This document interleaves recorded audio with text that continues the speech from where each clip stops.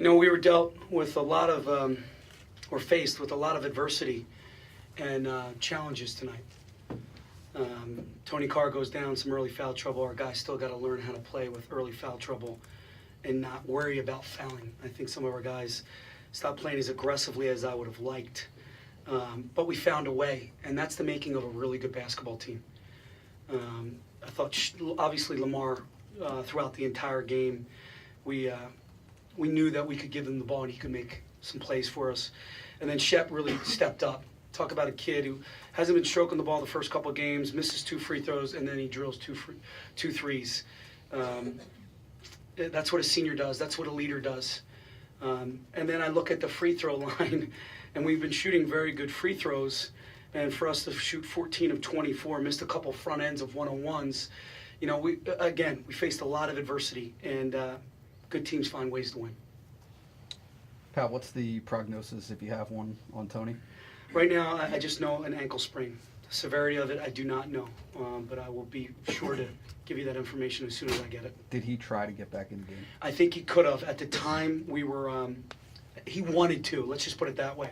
He wanted to. But I felt like we were up 10, and this is Tony, the long haul is more important than the short term. So I decided to sit him.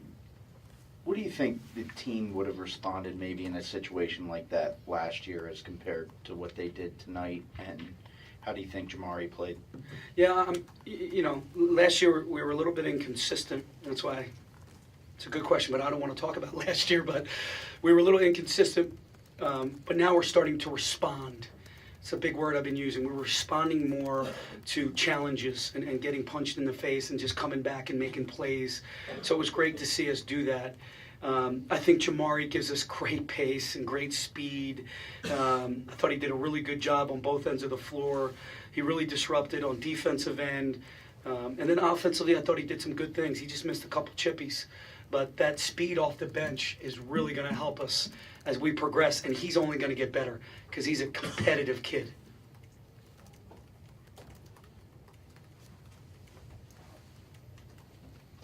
Coach, what do you think it says about the state of your team that you can lose a player like Tony Carr but still have another player like Lamar Stevens to go to and deliver offensively for the team?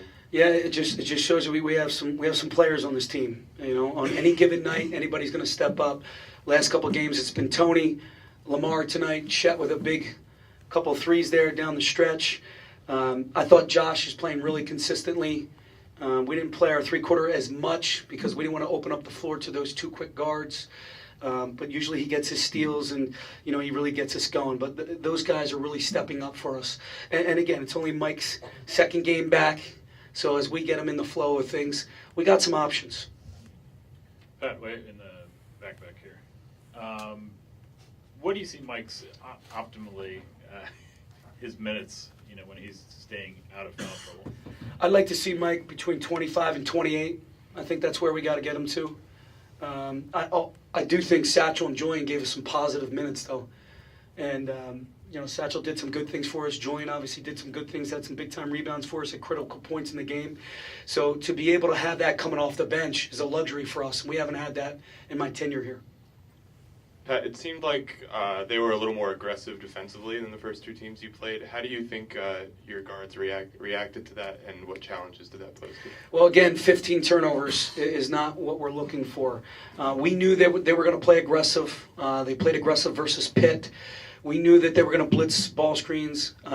We were prepared for them to double the post. We just need to keep getting reps at it. We got to make better decisions, get the ball to the other side and make plays, either shoot threes or drive the ball on some closeouts. So it's something that's a work in progress for sure. But give Montana credit. Travis does a great job. I was really impressed watching his tape versus Pitt and his tape versus the Division, I think 2 or 3 team. They run some good stuff. Those guards are really talented. And they know their identity. I was really impressed. Coach, right here in the back. How big was it for your team when Shep Garner hit those 2 threes? It really looked like it seemed to calm the team down, and it kind of because it looked like the game could have gone out of hand. Well, it definitely could have swung. We were still winning the game at that point, but it was a big time effort by him to have the confidence because we had set up a couple plays for him and he was reluctant to shoot. And then, after those 2 missed free throws, we had a short chat on the sideline there, and I think he responded really well to what I was saying. Pat here in the back. Was this win, obviously with everything that happened with Tony and then Shep returning, more of a character building win or character revealing in your mind? Did you learn anything about them tonight? I learned that we got some tough kids that believe in what we're doing. They believe in one another. They believe in what the staff's doing. There's a lot of trust that we're building here. I'm not going to say it's all the way there yet, but you saw that in a game when things weren't going our way. Because you could easily put your head down after missing all those free throws. You could easily put your head down after turnovers. And I thought our guys, for the most part, kept it together. To hold that team, and that's a talented team, to 57 points shows what we got inside that chest. The play of Satchel tonight, is that ultimately what you want to see out of him in the role that you want him to play? The non-conference for Satchel is going to be challenging, so I got to pick and choose when I want to get him some quality minutes. Obviously, in the Big Ten, if you watched any of those games last night, I think we're going to have the beef to really play in the Big Ten and compete versus the best teams in the league because of our depth at the forward spot. So Satchel is doing everything I'm asking him to do. And he's getting rebounds. He's playing good defense. I'd like to put the ball into him because he's very skilled. He's a very good finisher, and he's a good free throw shooter. So when you have a 5-man like that to back up Mike, you want to get him some quality minutes here and there. You only took 12 threes tonight, which seems low, I guess, for you guys. Was that a symptom of Tony being out or Shep being out or just the team that I think that's a symptom of Montana's defense. I thought they were very aggressive. It was a little bit like FDU, a little bit like Campbell. They just try to throw different presses at us, different traps at us, and that's why you got to teach concepts. And I thought we attacked closeout. I thought we attacked paint.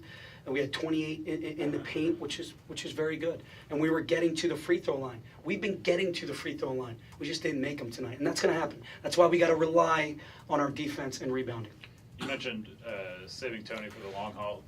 Unless he comes back with treatment in a really positive manner, is there a chance he just doesn't play Friday if he's sitting at 75% or what? Him and I will meet tomorrow. Well, I'll get with the trainer. We'll meet. We'll talk. We'll see where he is. And again, I want to do what's best for the team, but I want to do what's best for Tony.